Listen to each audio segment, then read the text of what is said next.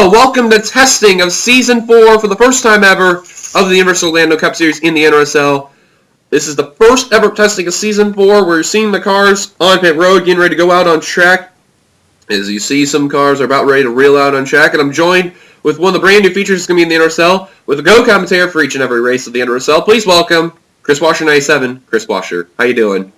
I'm doing very great. I'm looking forward to a very exciting season up here in the booth for the Season 4 of the Universal Cup Series and the Season 3, I believe, the Outback? Ooh, so close, but it's Season 5. You're off to a wonderful start. Yeah, exactly. My wonderful attempt at failed journalism. Professionalism. Well, we got the first car that went on track is Levi McIntyre making his debut in the Cup Series, going over to the 19. Wait, Dylan, this must be a mistake. I don't see that mac and cheese sponsorship on that car. I know, that's the bad part about it. No one's made it yet. Lols. But McIntyre, if he said that if Michael Walton was not going to be in the 99, he was going to be in it. Michael Walton stayed in the 99, so McIntyre decided, why not? I'll go with the 19. He's driving the Stanley Tools Toyota Camry for the season, the brand new car for JGR, Joe Gibbs Racing. So we'll see what will happen. He'll be driving Stanley, RS, Subway, and Toyota Care for this season, unless a new sponsorship comes aboard for the 19s. We'll see what will happen. We'll see if we can find another car out on track, which I just seen, and that was Cody Lamas. Lamas driving the black 48 Lowe's car. He had a relatively not bad season. Started off pretty good, and then was up and down throughout the remainder of the season.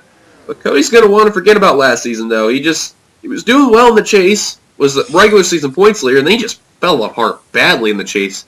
So what do you think Cody can do, Chris, to really rebound from a bad chase if he makes the chase this season? Well, as probably some of you guys know, he races in NRSL, and he's absolutely the king of NRSL. He's been really doing well in NRSL lately. And I think he's going to put those NRSL skills here in the NRSL Universal Cup Series, and he's probably going to be a fit to this championship this year. Well, he needs the older NRSL in him, not the new NRSL, because the new NRSL, he sucks in. No offense, Cody. But, I hate talking shit. Oh, man. But Cody, though, we'll see what happens, though. I mean, he's a good driver. He's had just a little bit of bad luck in the chase, so we'll see what can happen to him. Evan Becker moving over again. He went from the 79 of his single car team to the 39 as a Dodge. Yes, Dodge is back for the first time in NRSL, and not one Dodge will be there, but two, but both are single car teams. This is the first Devin Becker Incorporated driving the Axe and Coors for sponsorship. Axe, you can see, is currently out on track. Coors will be in the next testing session, so we're going to see what Devin Becker can do this season as far as being consistent and all that, and trying to rebound from a bad season. Michael Walton in 99 pretty much shocked the world last season. Dead last in the standings throughout the entire regular season. Couldn't do anything right. All of a sudden, LCQ comes around, finishes in the second position. Or actually, rather, in fact, he actually won that LCQ. My apologies. Michael Walton basically, he shocked the world basically. And then Chase Race number 4 came, won that. Unfortunately, after Chase Race 8, he ended up being eliminated, being too far behind. He had a great Cinderella season, don't you think? That was a great Cinderella season. I wish he could have gotten at least 3 more races and had a shot for that championship. But as for a guy just starting out, it is very, very good for him. As that car wasn't really good all that last season, and he just surprised us. Oh, man, it tells you what the LCQ can do. It's magical. It really can. And it really proves that even you could be dead last in points and you can be making the chase. And Michael Walton proved that last season. So can that happen again this season with another driver? Or, in fact, Michael Walton again? We'll find out. But it happens 2 seasons in a row. I'm going to be speechless. We're going to see brand new manufacturers this season. And one of them is Mitsubishi other than Dodge.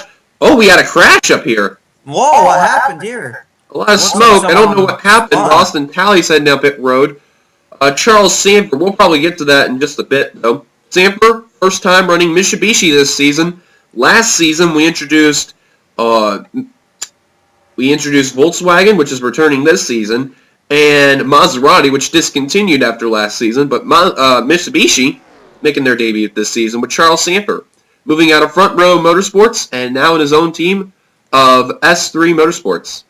Yeah, and Charles Sanford seems to be really liking that Mitsubishi so far because he's currently in the top 10 right now. And with the new car, he told me that he's still learning how to drive it.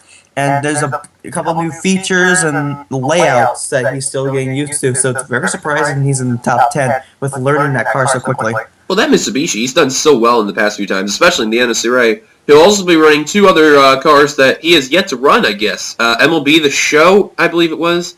And one of the Japanese anime cars, I can't remember off the top of my head, but he is running that as well. Hakuni? Something like that? I think that's what it is. Right up ahead, Ian Dudd, the only Twin X Racing car to not score a victory. That shocked a lot of people. Dylan Poteet managed to win, and Chase Race number 1 Orlando. Seth Cole and Alex May managed to win some races, even though Alex May won, I believe, 2 races this season. Ian Dutta, though, was the only one that didn't win, and it surprised a lot of people, because a lot of people thought, could Ian Dutta get a victory? Sadly, though, he couldn't. So we'll see what happened to the Butter Machine. I guess you can call that now. I can't believe it's not Butter. Chevrolet SS right there. I think he could get a win this season. Whoa, we got a pack of cars here. And right up here is actually third, who was the leader, now third on the draft, or in the standings, and it's Tanner Sullivan, not Dylan Young in the blue deuce there. Light blue, exactly. The SKF making a debut in the testing session. Never been out there in the NRSL. But Tanner Sullivan, though, first time he's out here. And I got to talk to Tanner, who actually replaced Young. He says it's kind of odd, because normally you would see me be in the 20, or at least something very well known. But to be in a Brad K car, or otherwise known as the 2, that's very shocking. 4 wide, Michael Norman got turned with Mason Powers. Oh my God! Qualls involved. That 2-car incident, Michael Norman did. Oh, McCurry's gonna plow. Oh my God! Hard hit. Oh, Anthony McCurry. A shot. And that seems to bring an end to their days. Well, at least for now. They'll probably have backup cars out and all that, but no biggie. Trent Dunham, before all that happened, he managed to have a very good season. Almost won the championship. He got involved in that wreck with Austin Talley. Do you think, though, if that wreck never happened, Chris, Dunham would have had that shot to win? Absolutely. He is a seasoned veteran in these leagues that we like to call them. And no doubt in my mind that if that wreck did happen, he would have been a shoo-in. Like, just give Dunham championship right now.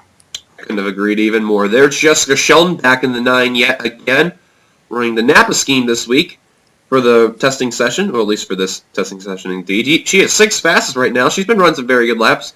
Sheldon, though, really hasn't had that well of a season, but we'll see what can happen. Although she was going to plan on moving to the 25, but Navarro took over the car and all that, so we'll see what will happen. But as far as Sheldon is concerned, she's been relatively quiet. Hasn't made a lot of announcements what's going to happen to her and all that, but don't worry, though. She'll know how to do well. And we'll see what will happen to that 9 Napa Chevrolet. Now, there's a car that's also making its debut. The 6 is back yet again. William Duncan. First time ever going to make his NRSL start. Now, he is in the T-Mobile Cup Series, not having a great season, but in the Cup Series, something can happen to the 6. Yeah, I think that too, because the 2 series, they have completely different cars. Aerodynamic-wise, chassis-wise. So I believe Duncan, he's currently in 21st. He's not making an awful debut to his NRSL Universal Cup Series career. Once again, it's a super speedway too, and he's been running single car runs. And there's a pack coming, so he may catch up with a good time. Well, and especially one of his teammates is right there too. That's Brody Talley in the 16. Brody, though, didn't have a lot of good things come to him, or bad, but he had his consistency at times, and then really he just, well, you get the gist. But Brody, though, hopefully will have a better season. Right now running his Ortho paint scheme, one of his brand new schemes for 2015. So we'll see what happened with him. Jackie Tang, one of those Neuro drivers that made its debut, which, like I said, forgot to change the R in the rookie for some people. There's Tang and Balkan I haven't fixed yet, but I'll eventually will fix it sometime. But Jackie Tang, however, in the Fastenal paint scheme, he had a really good season. Made the chase, one of those Neuro drivers that won a race, the other one being Kyle Keith. Cody Lamas won, and another driver, as Brody Talley nearly got turned by William Duncan, his teammate there. That was close.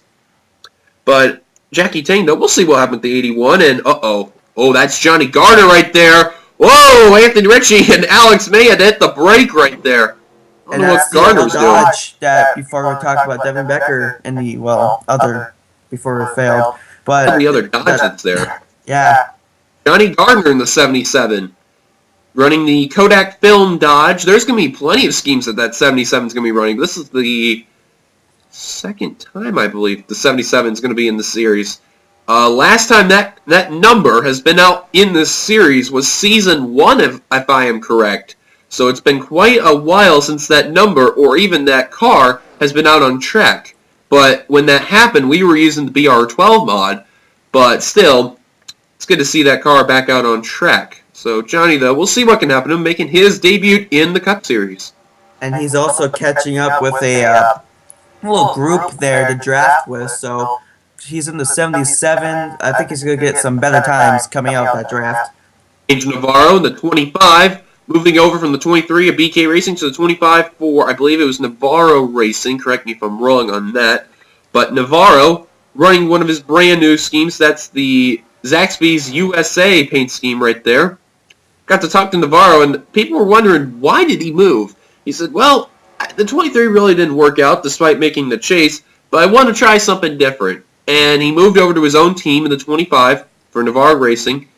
And Chris, do you think it's a good move for Navarro, especially being that it's his second year in the Cup? He made the chase last season, even though he really didn't have a good chase. He was like one of the worst out of them all.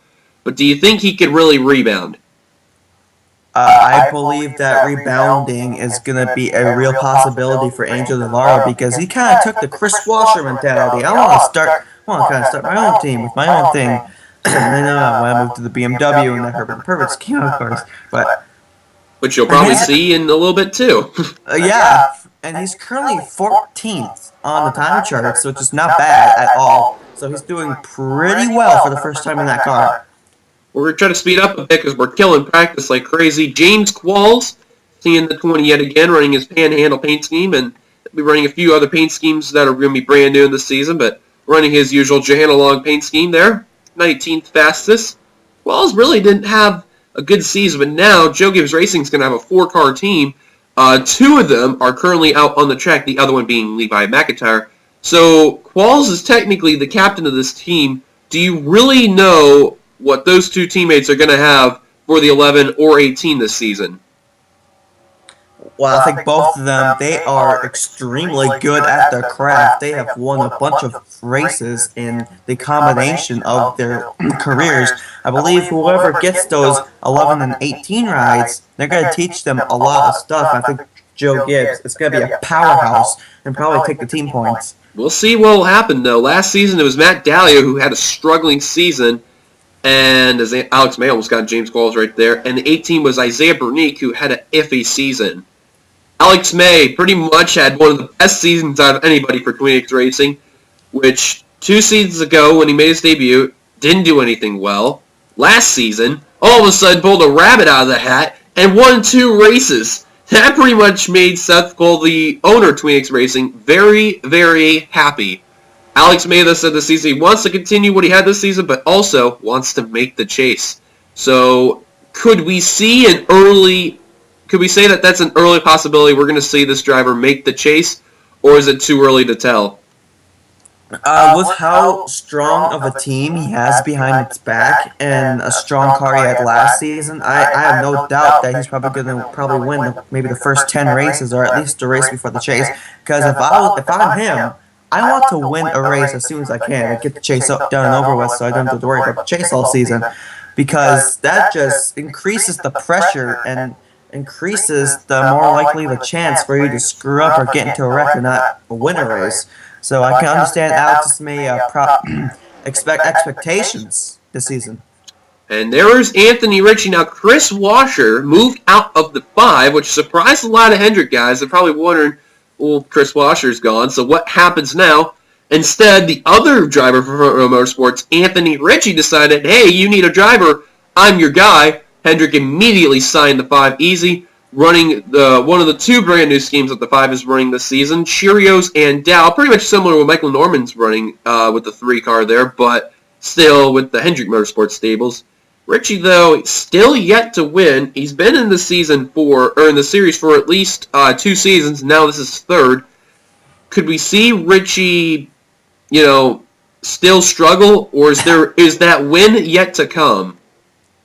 Now you see there, Dylan Young, that is the championship winning car we're seeing right now, because I drove that car to a championship. So Anthony Ricky, he's won a few races in other series, so there's no doubt that he can win a few races here, and no doubt win the championship. Yeah, 2 seasons he was in Front Row Motorsports, struggled so badly. There's Kyle Miller in the 43, there's that Volkswagen. Smith Ford, and there's the Volkswagen. But Miller didn't have a good season, and he would like to regret it. However, this season, though, they're saying that this could be Miller's last season if he doesn't perform well. So Miller's got to really, up it up there. So a lot of pressure for Kyle Miller, definitely indeed there, huh? Well, if he's trying to not get his ride taken away from him, he's certainly not off to a good start. He's currently 28th in the time charts. But once again, as I said earlier, it's the super speedway. It's a hard thing to measure who's going to be good this season or not, because everyone can be good at a super speedway. Well, plus it's a testing session too, and there's Pollard, 1 spot behind the Volkswagen Jetta, which made its debut last season. Pollard had a not bad season when Joseph Inesto won in his Maserati, which was one of the best tracks I could have ever thought he would have won, was at Dubai. A lot of people were wondering if Pollard III could win it. Sadly, he didn't win a race. He almost had a few times. He had a few close calls, but in the end, that 06 just couldn't get there. Running the Mobile 1 paint scheme, he also has SKF for that Volkswagen. Where do you see Pollard III, knowing that this is the second season with Volkswagen?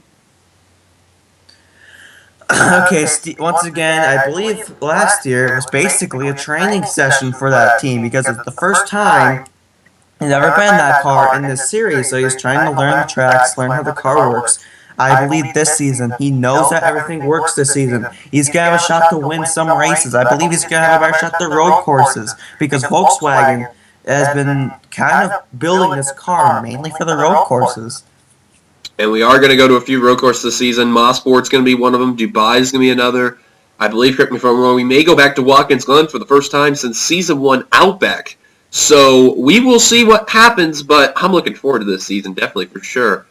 There's Anthony McCurry, who's 16th fastest. This is the 3rd season for Audi. McCurry had a good first season. Second season, not so much. Audi really basically had a flop. It really didn't turn out well. However, though, McCurry had some top 5s. He had about 3 or 4. Other than that, really, just had been the same. So, I don't know what to expect from McCurry this season, but we will see what happens. That RS4, though, running much better than how it was in the testing. And there's Chris Washer in the number 35 Dawn. Wow, irony there. But Washer, like I mentioned, the Season 2 champion for the Cup Series. Moving over out of the 5 last season, which surprised a lot of people, and moving over to the 35 for what's the other new manufacturer, BMW M3. Yes, the BMWs are now in the NRSL along with Mitsubishi, and also with Dodge as well making a return. So 3 new manufacturers return, 2 new and 1 returning for this season. But we'll see what BMW does. Right now, 19th fastest, and BMW, as you've seen in the past other series, has done really well. However, in the NRSL, things can definitely change for sure. Yeah, everything changes season after season, because everything changes so much in a season. The drivers, the teams, especially the manufacturers, and the tracks too. Some tracks update, get them cipher barriers. So it's a very changing spectacle here in the NRSL. You can never tell what's going to happen from last season. You just got to have to wait until a few races in. And also one of the drivers I forgot to remove the rookie from, Chris Louvier in the 98, who is a veteran, not a rookie, driving that Dogecoin. And one driver I thought that last season was going to get a win. However, though, sadly, he got involved in a lot of wrecks, and that really hurt his chances. The closest he came to a victory was a second-place finish at Auto Club. Now, the good news is this, though, is that California we had before last season, we're definitely not returning to. We're going to be using that 2014 one, which proved that in the Interstate T-Mobile Cup Series, anything and everything can and will happen. Louvier, though, I think this may be the time where it's safe to say he will win a race this season, guaranteed. Now, here's one of the brand new drivers we're having this season, Bob Jones, in that Reddit 27 right there. good to see Bob in the NRSL for the first time ever. I got to speak to him and asked how he was welcomed this season in the testing session and all the press conferences. He says he's feeling pretty confident in himself, hopefully to achieve himself something what he's done in the NRSA before. And you'll see probably some of the NSCRA guys, which you've heard that Snickers, Mobile One, and Oreo, they're in their last season, season 10, hard to believe, and they may come over to the NRSL, so it's going to be interesting to see. Bob Jones is one of those drivers. And Chris, you've got to race Bob before, not only as a teammate, but as a regular, opponent. He's done pretty good before. He is pretty good. He knows how to stay in his line. He can make some aggressive moves that people may not like, but that's part of his racing style. He is aggressive. He likes to make moves. He likes to make room when there's not to, because it mainly works out for him some way. Yeah, we'll see what happens to Bob, though. Last time, ironically, that 27 was in the Cup Series was in Season 2 when Michael Hegdahl drove it at that time. He really didn't have much of a season. There's Mason Power, too. One of those two drivers shocked the world. One of those two rookies basically just dominated, managed to get 4 victories in the Cup Series, the most by any Cup driver that's ever been seen. And Power's now a veteran. I bet you now a lot of people are going to be saying, uh-oh, to Mason.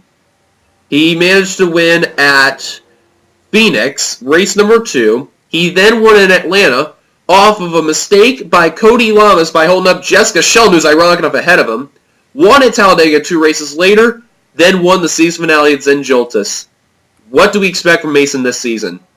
Probably more wins and maybe a championship threat, because Mason certainly knows how to handle these cars, because they're the same cars from last season. So if it was like anything like last season, Mason is going to be one of those threats. All right, we're basically nearly running out of time of practice, so we'll try to finish what we can here. Joshua Balkin is one of those drivers who got to replace in that rookie thing there, but he's going to want to redo after a bad last season as a rookie. A veteran this season, hopefully he will do much better in that Mountain Dew Code Red paint scheme. As I hear my phone ringing, which I'm going to ignore right there. Keith Batson, he didn't have much of a season last season as well. He's going to want to forget it too, but right now, 12th fastest on the charts right now, and we'll see what happens. Currently fastest right now is Austin Talley, but for Batson Racing, though, we'll see what will happen to Keith and all that. There's Michael Walton. Michael Norman had a relatively good season in the regular season. In the chase game, he really didn't do much there, but Norman, the Dow paint scheme, they had to make sure that Richie and Norman didn't have the exact paint schemes when testing came, so they really didn't get confused, which I don't blame them. So, Michael Norman, 24th fastest. Michael Norman Motorsports, we'll see what happens. That M&M Racing, we'll see what happens, though. There's Kyle Keith, the second of 2 rookies that basically shocked the world. Kyle Keith won the Daytona 500, which pretty much set a standard there. Then he won at Armory Digital, which was the race after Mason Powers won his 3rd race, then swept Daytona. Out of all the odds, Keith manages to sweep Daytona, and that shocked a lot of drivers, even champions. Even you yourself, Chris, you even got to talk to me after that Daytona night race, and you told me word for word, I am shocked. That was it. Well, he is certainly the super speedway master, but I like to see him win a non-super speedway, either a short track, an intermediate, or a road course, because you can't just win a championship just by winning super speedways. You got to master all the types of tracks, and that's what Kyle Keith needs to do in order to have a chance at the championship. And he is a Nura regular too now. He used to be a Nura, but now he is back in Nura. Driver up ahead in the 12, who maybe his last season, as Dutta actually held him up right there, which is Tanner Sullivan's teammate, which 2 of the Penske cars are here. Eugene Max, possibly this may be his last season in the 12. He's been in the 12 car ever since, I believe, Season 2. Maybe his last in Season 4. Do you think DeMax will end it in a bang? Well, the thing is, it's up in the air whether D-Max is going to leave after the season or not. It's not confirmed yet. So if he has a bad season, he may come back next season to try to end it off with a bang. I hope he ends it up with a bang this season, so if he does decide to retire this season, he could finally have something to look back on. Right behind Tanner Sullivan, Dylan Poteet running that Mountain Dew Chevrolet. Like as mentioned earlier, for Tween Nixie, 1 in Orlando for Chase Race 1. Other than that, he had such a not bad season. Really calm, timid, didn't make the chase, but he was consistent at times. Just make sure he stayed up in the front and avoid a lot of trouble, which, it happens. Let's see if we can find others that we have not mentioned out on track. There's Mason Powers right there. There's Navarro. Johnny Gardner. There is Alex May. And Spellman in the 10. We have not talked about him. Man, did he just have a terrible season last season. However, he tied with Mason Powers Mason Powers passed him on the all-time wins list. Spillman is second. And, Chris, you won that season 2. You remember Spillman's great success. And then season 3 came. He just struggled. And Spillman even talked to you saying, hey, what can I do to really fix this season? And, it was an interesting, to hear Spillman say that. He really didn't do well. Yeah, it's kind of a heartbreak just to see Clint Spillman just struggle because he has the potential to be in championship winning contention, being winning races, because he has a really strong car behind his and a really strong team. Now, right now he is 15th in testing here. I believe that's a good way to start off the season. Out of the 34 cars, that's not as bad if you really think about it. So no. Top 20. Let's see if we can find any others. There's Skycom as our season 3 champion. There's Richie, I believe. Oh, there is the 94 of Austin Talley. He's currently the leader of the time charts. Yep, who's the fastest with a 45.380. We got about 3 minutes and 10 seconds left to practice. Now, when the championship came at Zenjoltis, he was the first place guy at the time of the standings before the race. He was avoiding the first wreck. When the big, huge wreck came, I believe before, correct me if I'm wrong, I believe it was before 6 laps to go, Talley was in midfield and was one of the first few drivers getting involved in that wreck, ending his chance of the championship heartbroken, knocked off Trent Dunham, but Sky Common somehow managed to avoid it. He ended up winning that championship. Austin Talley, couldn't believe it, heartbroken. This season, do you think it's revenge mode, or do you think it's going to be the same as last season, but this time, winning the championship? I think it's going to be the same as last season, because having a revenge mood set is not really good at all for a race car driver, because all you're focusing, like, on the last season, I want to get back at that guy. But in reality, you're just focusing on the past and not looking in the front, where you're supposed to be looking at. So I believe Austin Talley is looking at the future, see how many look at the tracks that he won last season, how he can make the same setup so he can have a good chance at winning. Well, we'll see what happens. Right now, he's off to a good start. There is Seth Cole, one of the other Twinix racing cars that's there, the last one we haven't mentioned. Had a terrific season. What's funny, too, is that Seth Cole... Yep, there's the mac and cheese. What's funny, too, is that every season that he's been a part of in the Cup Series, he's somehow managed to win a race. I don't know how, but he had. And that now he's running the mac and cheese for testing here. I'm rocking up with Levi McIntyre. The irony is in the air, folks. We'll see what happens to Seth, though. Can he get a fourth consecutive victory? I'm thinking fifth because of Outback, but can he get a fourth consecutive victory? We'll find out this season. 16th fastest right now, and I believe we may have covered everyone. I hope we did. Michael Norman, Jessica Shelton right there. William Duncan. We'll take a look at that wreck that happened off turn 4 the first time, and then we'll look at the second time. I believe we had now, which is good. Austin Talley curling the fastest. William Duncan! How about that? He's second fastest in that 6 car there.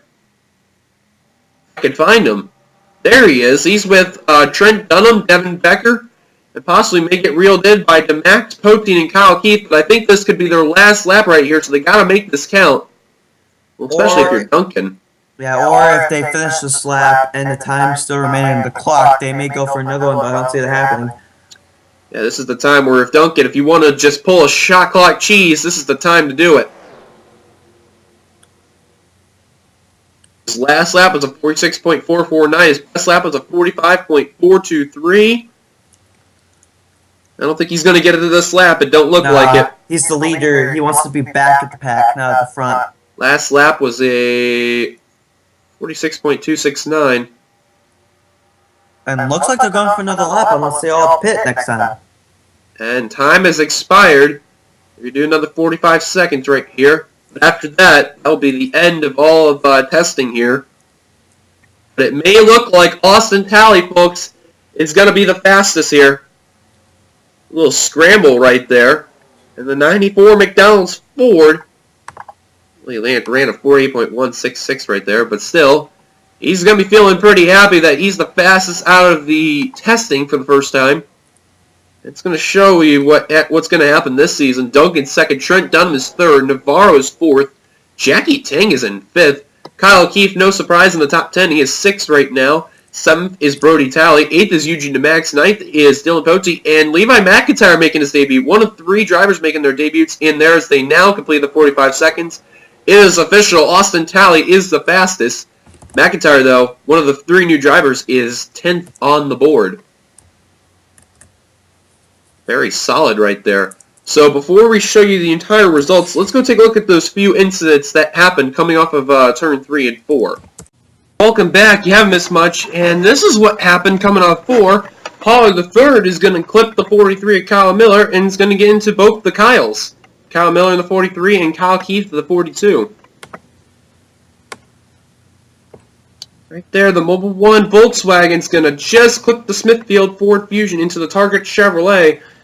And then both the Kyles get sent up to the wall. Keith takes a hit right there. Man, that was a shot right there by the 42. That was the wreck right there. However, there was a wreck, I believe, ensued coming onto the front stretch, which took place, and I believe it involved with these guys. We're going to double check. And remember Kyle Keith spinning out? Eugene DeMax, we didn't see, hit the 42 when he was parked. Man, did he take a shot. Anthony McCurry actually got clipped, but he managed to keep going. That was a tough lick right there. And we've seen basically the other incident that took place later on in the race, but we want to show the beginning incident, so let's give you now the full results of the testing session. Here are the rest of the results from the testing session. Austin Talley, obviously the fastest right there with the 45.380. You've seen the top 10. Here is 11th Sullivan, 12th Balkin, 3rd Batson, 14th Jones, or 12th, 13th, 14th, 15th Ritchie, 16th Spillman, 17th is Seth Cole, 18th is Anthony McCurry, 19th Michael Norman, 20th is Louvier, 21st Stoddard, 22nd Becker, 23rd Washer, 24th Sheldon, 25th Lamas, 26th Sanford, 27th Walton, 28th Gardner, 29th Alex May, 30th James Qualls, 31st Mason Powers, 32nd Sky Commons, 33rd Kyle Miller, and 34th, dead last, Stephen Pollard III. Well, I want to thank you guys for joining me in the testing session. I want to thank Chris for joining me in the broadcast booth, which ensure that we're going to be in the NRSL races and all that. Be sure to sub to his channel and all that. Also, keep an eye on us. We'll be doing the Talladega races for Super Speedway and T-Mobile pretty soon.